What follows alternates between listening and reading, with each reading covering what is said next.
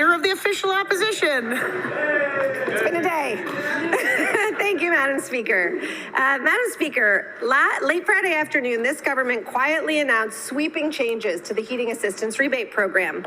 46,000 people will no longer receive that program. They've been kicked off a program designed to help them afford their heat, and hundreds of dollars have been cut from those who remain eligible for that program.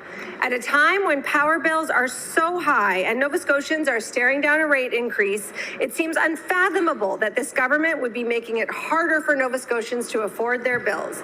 My question for the Premier is, why is the government going ahead with these changes that hurt Nova Scotians' bottom line?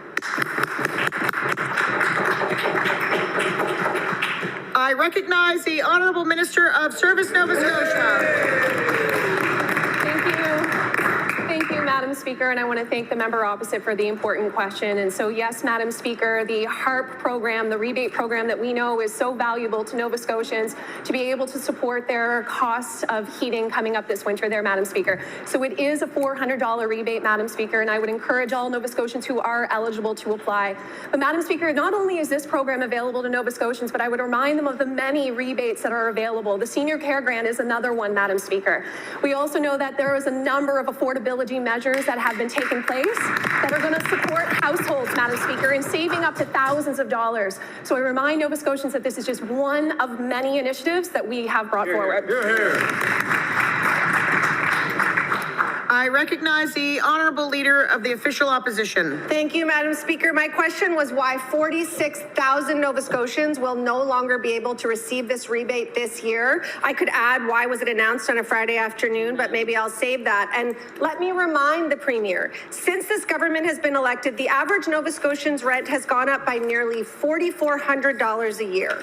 Families are spending $400 more a year on their power bills, and the poverty rate in Nova Scotia is the highest in the country. The number of Nova Scotians living in poverty has increased by 59%.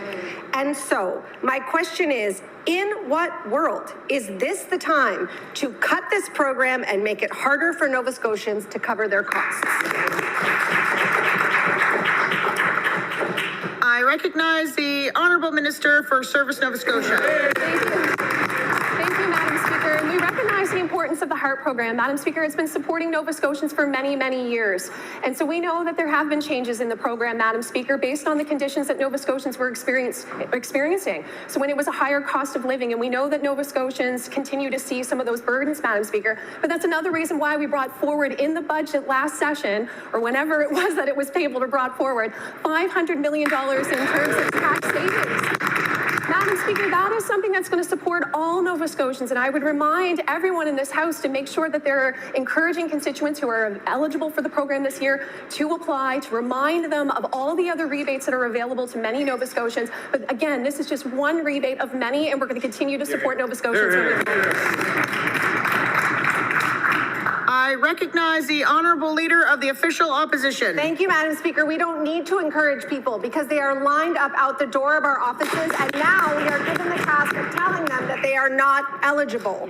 This government likes to talk about how much they're spending, but we have high bills, sky-high rent, no access to free medications like birth control, double the childcare costs of families in Charlottetown or St. John's, and winter is coming. Heat is a non-negotiable. 46,000 Nova Scotians will not be eligible, and this government has not put forward a rebate. So my question, again, is, will this government reverse the decision to reduce the HARP benefit and to kick tens of thousands of Nova Scotians off of this rebate program?